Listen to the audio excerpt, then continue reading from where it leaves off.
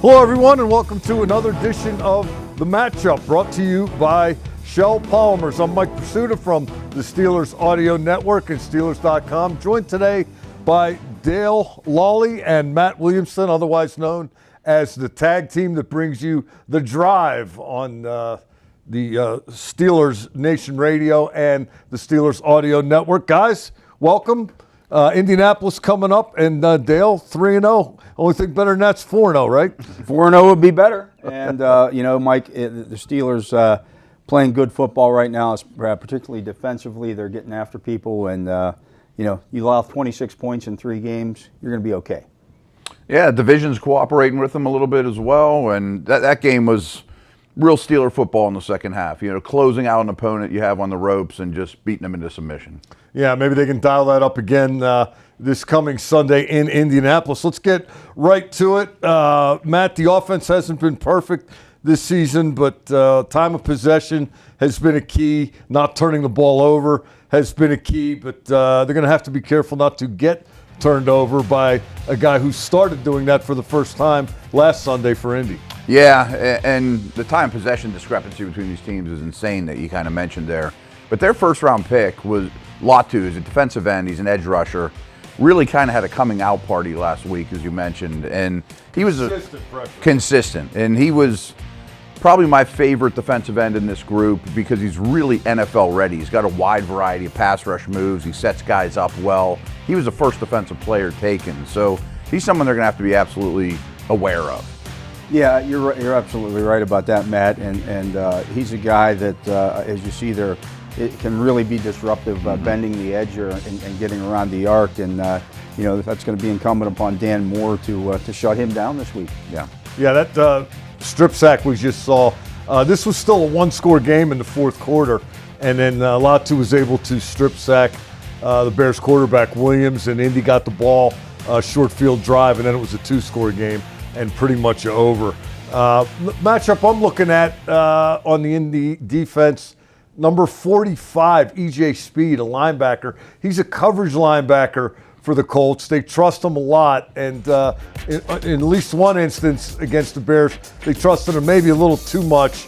That's a wide receiver, not just a wide receiver, but one of the best wide receivers available in the draft last year, Odunze from Washington. I probably mispronounced that. You got it. Close enough. Yeah.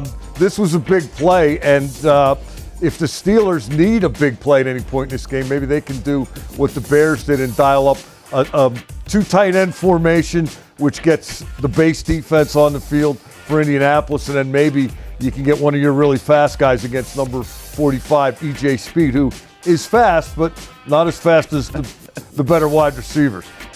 Yeah, and I think that is a key. Heavier personnel, keep them in base, attack their linebackers. The middle of the field is susceptible overall.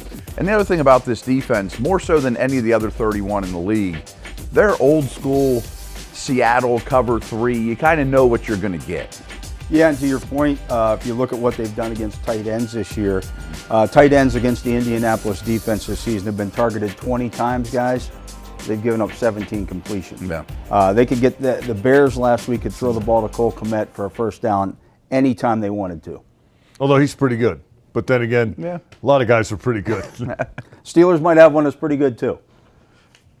Steelers playing in Indianapolis on Sunday, and Dale, the Steelers' rookie center, Zach Frazier, has been outstanding through 3 games. What kind of challenge is he looking at?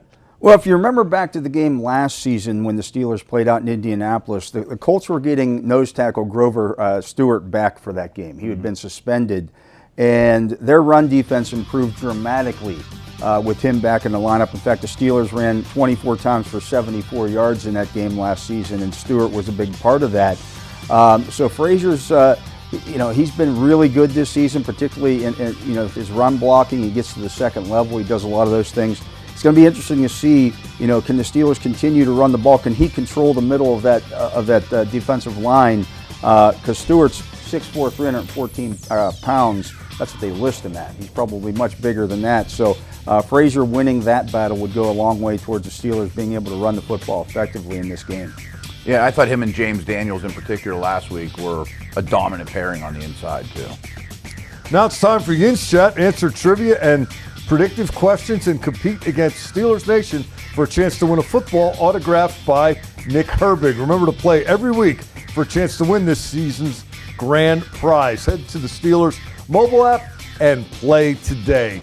Still got a lot to get to here on the show, so you're going to want to keep it here with Dale Lolley and Matt Williamson. I'm Mike Prisuta. This is The Matchup, brought to you by Shell Polymers.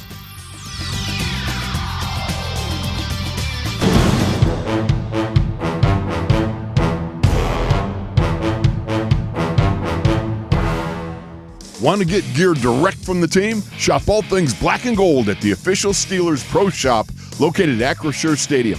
Get the latest sideline apparel and hats, jerseys of your favorite players, authentic memorabilia, custom gear, and exclusives you can only find here.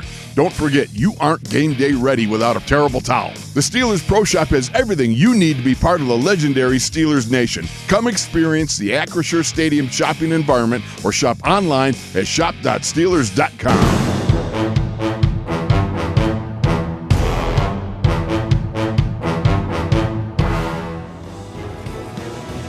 Welcome back to The Matchup, brought to you by Shell Polymers. Mike Prisuta, along with Dale Lolley and Matt Williamson. We're getting you ready for the Steelers and the Colts Sunday in Indianapolis. And guys, you can't really get too far in any type of Steeler breakdown without assessing what kind of impact TJ Watt is going to have on the game. I think the question is, does he wreck it or does he just heavily impact it? Might be a wrecking ball type of deal Sunday, and maybe a developing situation in Indianapolis. The Colts right tackle, Braden Smith, did not practice on Wednesday because of a knee injury. His backup, as you guys will remember this guy, I'm sure, from all the pre-draft work that we did. How about third-rounder Matt Gonclaves from Pitt? From right next door, yeah. He's second on the depth chart at right tackle for the Colts. But TJ Watt, pretty close to unblockable so far this year. Oh, without question. And as everyone does, I'm sure they'll do a pretty good job of incorporating tight ends. They use a variety of tight ends, chipping them, giving them help. But this is a really good offensive line overall. Smith's a good player, but you don't want to leave him alone against Watt. No, and Pro Football Focus just came out with something called chip rates. Oh, okay. And Watt has been chipped on 44% of his pass rushes this year. I don't know why it's not higher than that, but that is by far, that's like 20% more than any other edge rusher in the league. Do they have held rates? But he has been highly disruptive already this season. He's got 99.5 sacks in his career going into this game. There's a good chance he gets to 100 in this one. Yeah, and I'll tell you one thing that was kind of subtle, but it impressed me in that game against the Chargers. There were a couple instances where it was 3rd and long, and the Chargers opted to run the ball because they didn't want to take a chance. And, every once in a while, one of those breaks, if everybody's just, hell-bent to rush the passer. And Watt made tackles both times. He was able to diagnose it and get J.K. Dobbins on the ground. So he's playing a complete game as well as a terrorizing one. Dale, how are the Steelers going to use Minkah Fitzpatrick against a team that's going to run the ball, or at least try to, but also likes to throw the deep ball? Yeah, if you look at this Colts team, they're kind of an enigma. Anthony Richardson, their quarterback, is only completing 49.3% of his passes. At the same time, this is a team that is averaging, their pass catchers are averaging 16.1 yards per catch. So they like to go down the field. And for Minkah Fitzpatrick, the temptation is going to continually be to step up and stop the run because the Colts have one of the better running backs and a running quarterback. But he's got to stay deep on this. And, Richardson will scramble and throw the ball down the field, deep down the field. If he just throws one up there, it might be time for Minkah to get a pick. Yeah, he sometimes decides to throw it while he's running. Yeah. Which can lead to problems, but if you're not prepared for it, they can strike. Yeah, Minkah really has to trust what his keys are in this game and stay back and let the other 10 guys on the team handle the run defense, and he's got to stay on the back end because this is a team. Richardson can throw it 70 yards in the air. I mean, he's got a big arm. It's not real accurate, but it's big. Matt, are the Colts a team that can drive the ball on the Steelers, or are they going to need big plays? Yeah, to me, a huge key is making them earn it and no explosives. And real quick, back to Dale's key. With this quarterback, he throws it with such velocity sometimes. There's a lot of tips. There's a lot of overthrows. That's right in Minkah's alley for interceptions. But Minkah's also going to be really important if Taylor or Richardson or their receivers, which they throw deep a lot, get downfield. He's got to, limit the big explosives. So because he's so inconsistent as a passer, I think you want to keep him in the pocket, make him, consistently move the ball down the field. Taylor's probably their best player, their featured player at this point. He's one of the most explosive backs in the league. Their receivers can get downfield. So no explosives is really important to me in this game. Yeah, and then there's the point I was making. He kind of pulled up running there and then threw the ball. Sometimes you see something at the last second, and he did that on a couple of occasions in this game against the Bears. There's a pick, and then there was another pick in the end zone, and there was also a lineman downfield penalty because he threw when they all thought he was going to run. Mm-hmm. So he hasn't played a lot of football. No, this is going to be his 8th NFL start, Anthony Richardson. But boy, flick of the wrist, and that thing is launching. Oh, he's got rare abilities. I mean, athleticism, arm strength. Those aren't off the chart. That's not the problem at all, but consistency is. The game is 1 o'clock this coming Sunday in Indianapolis, Lucas Oil Stadium. You ever been there? Many times. many times. Too many to count. Going again in February?